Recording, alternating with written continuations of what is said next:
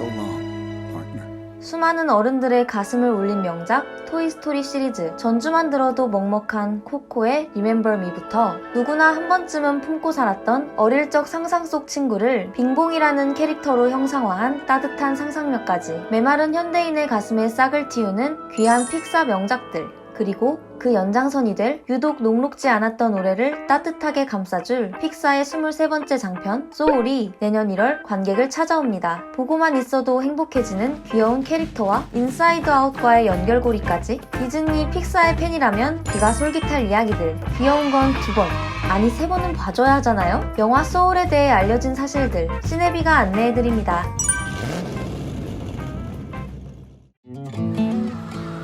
Music moves people. 소울은 중학교 악단의 지도교사 조 가드너의 이야기입니다. 그는 꽤 괜찮은 선생님이지만 그의 진짜 꿈은 교실 바깥에 있습니다. 바로 재즈 뮤지션. Though we are parting. 실력자들과의 합주를 꿈꾸며 살아가던 조에게 뉴욕 최고의 재즈 클럽 무대에 설 기회가 찾아옵니다. 꿈과 가장 가까운 지점에 도달한 순간 그는 맨홀 구멍에 빠져버리고 말죠. What the? 조가 당도한 곳은 태어나기 전 세상? 이곳에서 소울의 이야기는 시작됩니다. 태어나기 전 세상은 영혼이 지구에 도착해 인간이 되기 전 인성, 성격, 기질 등을 갖추는 세상으로 사후세계가 아닌 말하자면 생전세계라고나 할까요? 탄생전의 영혼들이 멘토와 함께 자신의 관심사를 발견하면 지구로 출발. 뜻밖의 멘토가 되어버린 조는 테레사 수녀도 멘토 되길 포기했다는 영혼. I made her cry. Ignore that. 22를 담당하게 됩니다. 꿈의 무대에 서기 위해 22의 지구 통행증이 필요한 조. 소울은 얼떨결에 소울메이트가 되어버린 두 영혼의 특별한 모험을 그립니다. 주인공 조 가드너는 픽사 애니메이션 최초의 흑인 주인공인데요. 메인 캐릭터를 재즈 뮤지션으로 설정하고 이를 빌드업하는 과정에서 재즈 역사 속 수많은 뛰어난 흑인 뮤지션들의 영향을 받아 조 가드너는 아프리칸 아메리칸이 되었죠. 소울에서 재즈가 가지는 의미는 남다른데요. 매 순간을 음미하며 즐기는 삶의 가치를 말하는 소울의 이야기는 재즈의 즉흥 연주가 주는 아름다운 선율과 닮아 있습니다. 그래미상 노미네이트에 빛나는 재즈 피아니스트 존 바티스트가 영화에 등장하는 재즈 넘버를 작곡했다고 하니 아름다운 영상미뿐 아니라 귀를 흥겹게 해줄 피아노 선율까지 눈과 귀가 모두 즐거울 영화임이 분명하죠. Sound checks at 7. We'll see how you do.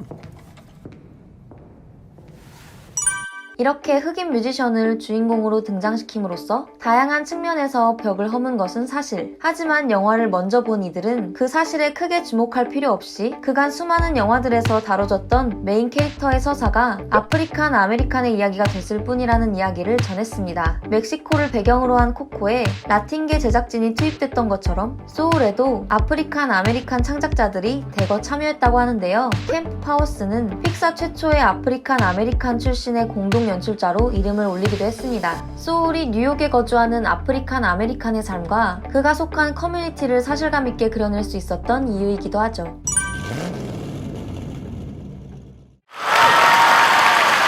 해외 언론의 극찬 세례와 함께 로튼토마토 신선도 100%를 기록하며 뜨거운 관심을 받고 있는 소울. 제25회 부산국제영화제에서 아시아 최초로 상영되며 역대 최고의 작품이라는 호평을 받았습니다. 영화가 공개되기 전 소울이 인사이드 아웃의 속편일 것이라고 예상하는 이들이 많았다고 하는데요. 제작진의 답변은 NO. 감독에 따르면 인사이드 아웃이 소울의 방향 설정에 큰 영감을 준 것은 사실이지만 두 영화는 전혀 다른 세계를 그리고 있다고 합니다. 인사이드 아웃이 인간 감정의 출발 지점이라고 볼 수 있는 감정 컨트롤 본부에 대한 이야기를 했다면 소울은 그보다 이전에 나는 어떻게 나로 태어나게 되었을까 하는 의문에서 출발해 나라는 인격 생성에 대한 기원을 찾는 여정을 그린 영화라고 할 수 있죠. 예고편에 등장하는 영혼들이 각기 다른 개성을 자랑하며 조절되는 모습을 통해 인간은 태어나기 전부터 고유한 성격을 가진다는 소울의 모티브를 엿볼 수 있었죠. 무궁무진한 상상력으로 또 한 번 관객을 놀라게 할 소울을 기대하지 않을 수 없는 이유입니다.